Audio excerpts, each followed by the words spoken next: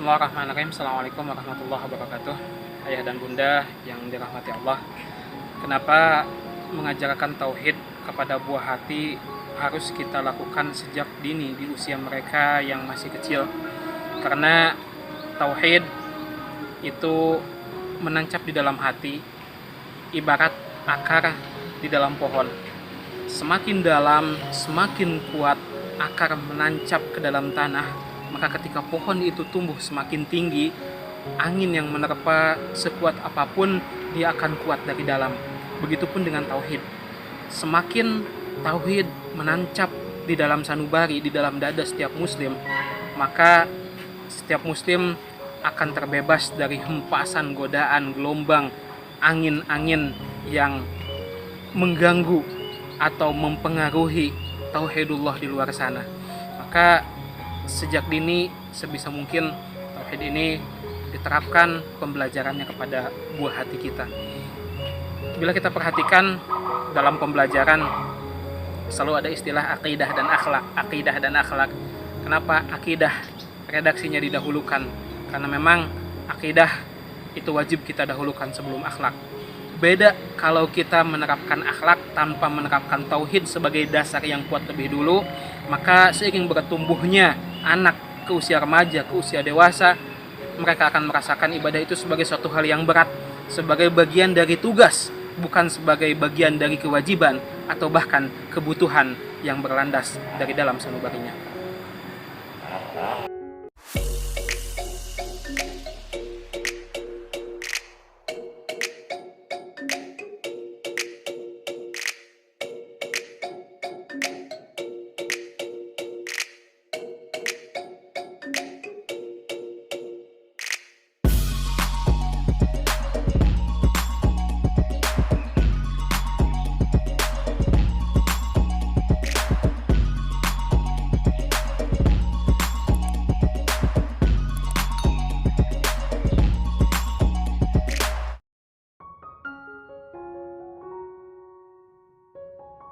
Bismillahirrahmanirrahim. Pagi hari ini kita akan belajar materi tauhid, 20 sifat wajib bagi Allah. Tapi sebelum itu kita sama-sama berdoa. Mudah-mudahan apa yang kita pelajari hari ini membawa manfaat dan berkah untuk kehidupan kita. Berdoa mulai. Rabbi zidni ilman warzuqni fahman.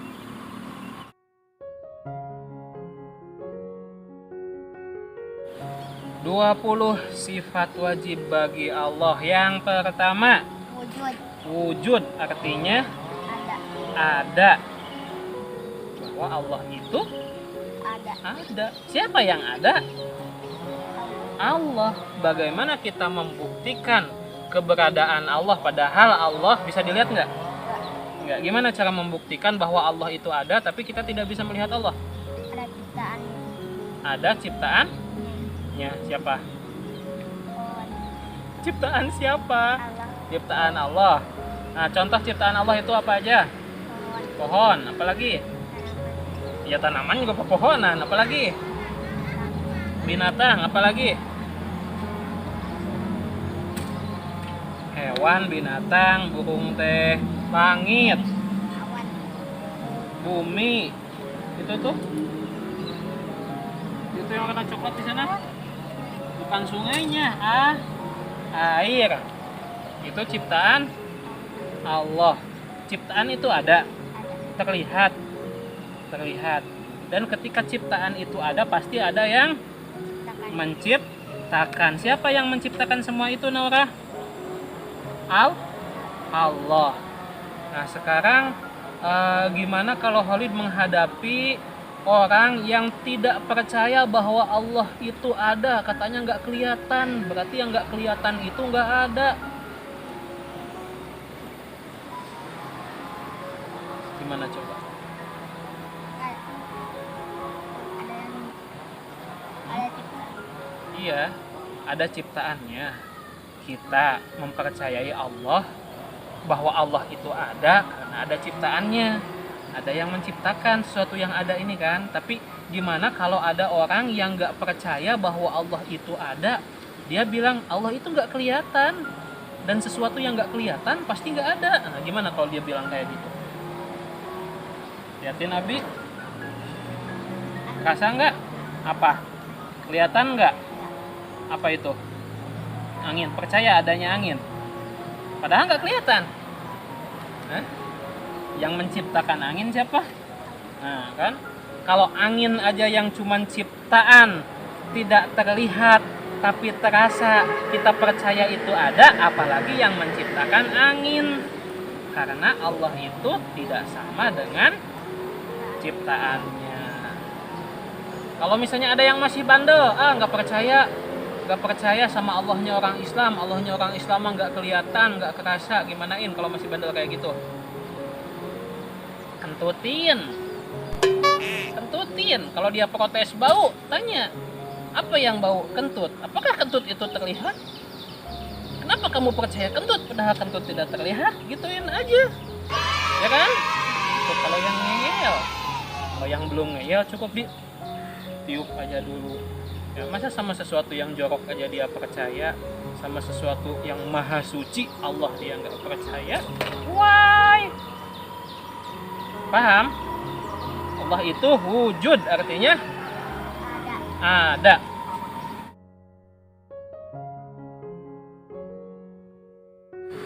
Selanjutnya, sifat Allah yang kedua adalah qidam. Apa artinya qidam? Terdahulu teh gimana? Dia sudah ada sebelum yang lain ada. Yang lain teh apa? Ciptaannya. Qidam, lebih dulu ada sebelum yang lain ada. Karena Allah yang mengadakan semua yang ada sekarang. Paham? Jadi bumi, langit, dan segala isinya ada permulaannya. Ada waktu kapan ini dimulai. Kapan dimulainya? Sejak diciptakan. Sedangkan Allah yang menciptakan segalanya, Allah itu sudah ada sebelum yang lain ada. Sejak kapan adanya Allah kita tidak tahu, pokoknya mah Allah mah sudah ada. Ya. Itu bukan pertanyaan yang mesti ditanyain. Ya. Nanti ngakiriat karep ada nasihat seperti ini. Tafakkaru fil khalqi la tatafakkaru fil khaliq. Berpikirlah kalian tentang ciptaan Allah, janganlah kalian berpikir tentang Allah. Kenapa kita harus berpikir tentang ciptaan Allah? Supaya kita nanti kita bertafakur, pada akhirnya kita bersyukur. Ya, sok bayangin, misalnya ya memikirkan tentang gunung, sok pikirin gunung itu tinggi, di gunung itu ada pepohonan, ya, di hutan itu ada kehidupan, ada hewan yang makan buah-buahan, ada hewan yang makan hewan yang lain. Nah, semua kehidupan hewan-hewan ini terjamin. Siapa yang menjamin? Allah. Berarti kita sebagai manusia harus gimana kepada Allah?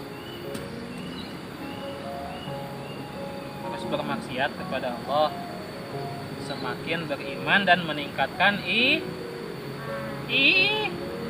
ibadah. Harus beribadah kepada Allah. Karena apa? Yang butuh itu bukan Allah, tapi kita yang butuh pahala, kita yang ingin masuk surga. Nah, itu ketika kita memikirkan ciptaan Allah. Tapi kalau kita memikirkan Allah itu kidam, terdahulu. Nah, sejak kapan Allah itu ada? Wah, lihat tuh. nggak akan sampai akal pikiran kita ke sana. Yang ada kita bakalan ngegelo. Oh, jadi jelema gelo. Enggak. Jadi berpikir itu tentang apa? Ciptaan, jangan berpikir tentang zat Allahnya. Ya.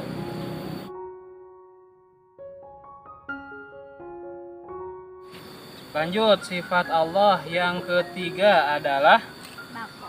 baqo, artinya Abadi. abadi atau Kekal. kekal. Yang disebut kekal atau abadi itu gimana? Tidak. Dia tetap ada ketika yang lain tiada. Nah, nyambung, sebelumnya qidam dan baqo nyambung. Qidam itu dia sudah ada sebelum yang lain ada. Kalau baqo dia tetap ada ketika Tiada. yang lain Tiada. tiada. Tadi Abi jelasin bahwa bumi dan segala isinya, alam semesta ini ada awal mulanya, yaitu ketika Allah menciptakannya. Dan sesuatu yang ada mulanya pasti ada akhirnya. Kapan bumi dan alam semesta ini berakhir? Hari kiamat. Nah, ketika kiamat terjadi, apa yang terjadi pada bumi? Hancur. Hancur. Apakah Allah ikut hancur? Tidak. Tidak, karena sifat Allah itu Abadi. abadi atau Kekal. kekal. Bahasa Arabnya Bako. baqo. Ya.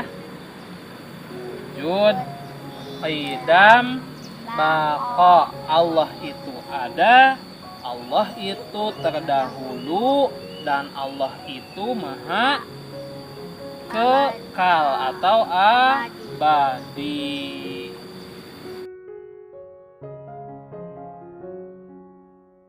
Sifat Allah yang keempat yaitu mukhalafatu lil hawadis, yang artinya Berbeda dengan makhluk ciptaan. berbeda dengan makhluk ciptaan Allah. Kenapa Allah mempunyai sifat yang berbeda? Gak gue pikiranku kali ini.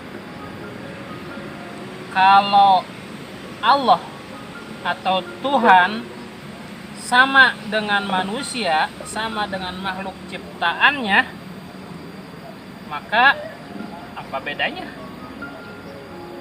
Ya kan? Ya kan sama, apa bedanya? Nah, padahal statusnya siapa yang lebih tinggi, manusia apakah Tuhan? Allah. Ya. Tidak mungkin sesuatu dengan status atau keistimewaan yang lebih tinggi akan sama. Kan contoh sederhananya kayak gini. Antara raja dan rakyat biasa, ya sama-sama manusia, tapi karena beda statusnya, raja tinggalnya di istana, sementara kita rakyat biasa tinggalnya di rumah ya biasa. Presiden, seorang kepala negara, sama manusia, tinggalnya di presiden, istana kepresidenan. Wali kota tinggalnya di rumah dinas, sementara kita rakyat biasa hanya di rumah pribadi yang biasa-biasa saja, sederhana. Para pejabat negara atau para artis yang kehidupannya mewah, walaupun sama-sama manusia, di mana mereka makan? Di restoran dengan menu yang mahal. Sekali dahar buah beak 1 juta, ngopi sacangkir 100.000, dahar sirip hiu 500.000, minuman walet sarang bulung walet saencret 200.000. Pokoknya sekali keluar tagihan 1 juta sekali dahar. Nah kita cekap kami doa saporsi 2.000. Itu antara manusia, beda status, beda kedudukan, banyak hal yang membedakan. Apalagi antara kita ciptaan dengan Allah. Allah pasti berbeda dengan ciptaannya. entah itu sifatnya, entah itu wujudnya. Gak usah dipikirin disama-samain. Makanya ketika ada yang katanya menyembah Allah, tapi Allahnya dibentuk ke dalam bentuk-bentuk yang ada wujudnya, ke dalam bentuk patung. Contohnya, betul patung itu Allah? Betul patung itu Tuhan? Bukan, karena tadi Allah walaupun wujud dia tidak terlihat. Nah itu salah satu yang membedain. Kita mah manusia, makhluk hidup mah ada kelihatan, kalau Allah nggak terlihat. Apalagi perbedaan Allah, lam yalid walam yulad. Allah itu tidak, lupa lo, Allah tidak beranak dan tidak diperanakan, ya. Allah tidak anakan kemudian punya anak. Allah juga bukan anak dari siapapun, ya. Itulah bedanya kita sebagai seorang muslim. Kita hanya menyembah satu Allah. Kita tidak menyembah Tuhan yang diperanakan dan Tuhan yang beranak, ya. Tidak seperti mitologi, contohnya dewa Yunani. Itu abi kalau ngabandungan sejarahnya riut, ya. Dewa-dewa Yunani, dewa itu penguasa, ya. Tuhan menurut mereka, menurut kita mah Allah. Tapi dewa-dewa ini berkeluarga, punya istri dari kalangan manusia, punya istri dari kalangan dewa. Seperti dewa Zeus, kalau nggak salah Habib pernah baca. Dewa Zeus punya istri dari kalangan manusia, kemudian punya anak, punya juga anak yang lain dari kalangan para dewa. Anaknya banyak yang durhaka dan anaknya sama-sama dewa, ya. Akhirnya karena ada anak yang durhaka kepada orang tua, pas ya pegiat alam semesta, bingung abi ngabandungannya. Nah kalau dalam agama kita, dalam agama Islam, Allah itu hanya satu, tidak beranak, tidak diperanakan. Dan Allah itu tadi mukhalafatu lil hawadits, beda dengan makhluk ciptaannya. Pokoknya mah beda, jangan cari persamaan. Kita tidak bisa menggambarkan rupa Allah, kita tidak bisa menggambarkan Allah ke dalam bentuk-bentuk apapun, ya, karena Allah itu sifatnya gaib, tidak terlihat, ya. Dan kita nggak usah ngepoin, ya, cukup percaya atau iman seperti itu.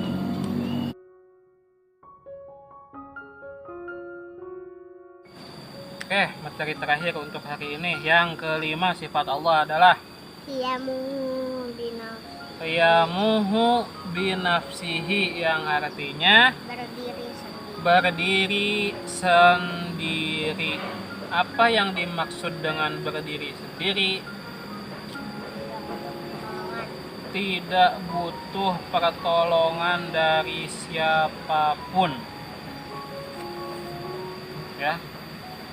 Jadi Allah itu kerjaannya segalanya otomatis, ya.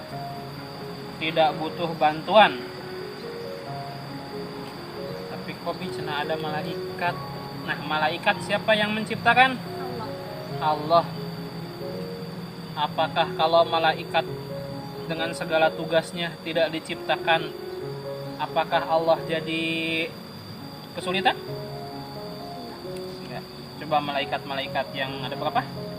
Ada 10 yang wajib kita tahu. Malaikat Jibril tugasnya menyampaikan wahyu. Kemudian Mikail mengatur rezeki, termasuk turunnya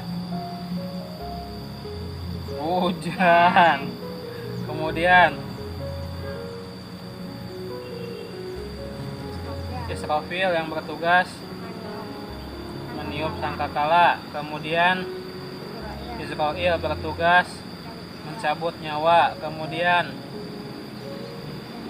Mungkar dan Nakir yang bertugas menanyai di alam kubur. Kemudian ada Rokib dan Atid bertugas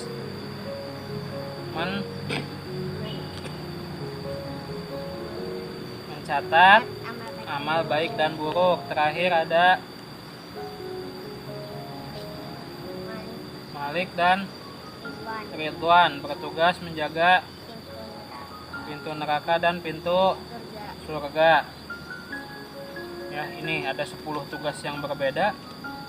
Apakah ketika Allah misalnya tidak menciptakan kakinya yang baik, ketika Allah tidak menciptakan 10 malaikat dengan tugas-tugasnya, apakah Allah akan kesulitan menjalankan tugas-tugas ini? Tidak. Nah, ada lagi yang bukan malaikat, manusia dan jin. Ya, apa tugasnya manusia dan jin? Wa ma khalaqtul jinna wal insa illa liya'budun. Baru dengar ya? Az-Zariyat ayat 56. Nah, ini tugas jin dan manusia. Wa ma khalaqtul jinna wal insa illa liya'budun, dan Allah tidak menciptakan jin dan manusia kecuali untuk menyembah siapa? Allah. Menyembah Allah. Jadi tugasnya jin dan manusia menyembah Allah. Nah, itu tujuan Allah menciptakan jin dan manusia, ya, menciptakan jin dan kita manusia oleh jin manusia. Manusia adalah untuk menyembah Allah. Nah, andaikan Allah tidak menciptakan Nabi Adam, andaikan Allah tidak menciptakan jin, menciptakan iblis ya yang menurunkan jin, tidak menciptakan itu, dan tidak ada yang beribadah kepada Allah, apakah Allah berhenti jadi Allah? Enggak, Allah tetaplah, walaupun tidak ada yang beribadah kepadanya, tetap Allah, karena Allah apa tadi sifatnya? Qiyamuhu binafsihi, dia berdiri sendiri. Allah tetaplah Allah walaupun tidak ada yang beribadah kepada Allah. Ya, tadi Allah itu tidak butuh pertolongan. Jadi kalaupun kita menolong agama Allah, apakah karena Allahnya lemah dan butuh ditolong? Tapi siapa yang butuh? Kita. Nah, di Quran ada in tansurullaha yansurkum wa yutsabbit aqdamakum. In tansurullaha yansurkum wa yutsabbit aqdamakum. Kalau kamu menolong agama Allah, maka Allah akan menolongmu dan membuat kuat kedudukanmu. Artinya ketika kita membela agama Allah, kita menolong agama Allah, bukan berarti Allahnya lemah, bukan berarti Allahnya minta ditolong. Tapi sebetulnya yang butuh pertolongan adalah kita, karena syaratnya gitu tadi kata Allah, in tansurullah yansurkum, kamu nolong Allah, Allah tolongin kamu. Yang butuh siapa? Ya kita yang butuh ya, karena tadi ya, sifat Allah adalah qiyamuhu binafsihi, berdiri sendiri, tidak butuh bantuan, tidak butuh pertolongan, tidak butuh pembelaan. Kalaupun kita menolong agama Allah, kita membela agama Allah, sebetulnya itu kembali kepada diri kita yang butuh pertolongan dari Allah, yang butuh pembelaan dari Allah. Oke Naura, sekian dulu pelajaran tauhid kita pada pagi hari ini. Mudah-mudahan Naura dan Khalid mendapatkan ilmu yang bermanfaat. Ulangi dulu tadi sifat Allah dari yang 20.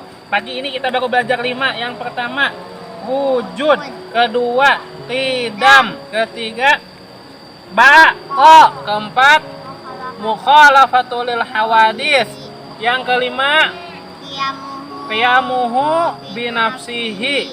Wujud artinya ada, qidam artinya terdahulu, dia ada sebelum yang lain ada. Kemudian baqa artinya abadi atau kekal, tetap ada walaupun yang lain sudah binasa.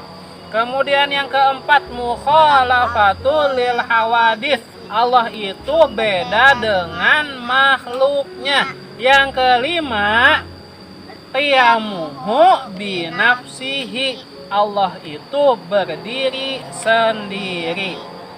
Sekian teman-teman, dadah, selamat pagi, selamat bertemu di episode Belajar Tauhid Yang selanjutnya, wujud qidam baqa mukhalafatu lil hawaditsi qiyamuhu binafsihi wahdaniyah qudrah iradah ilmun hayat sama basar kalam qadiran muridan aliman hayyan sami'an basiran mutakalliman.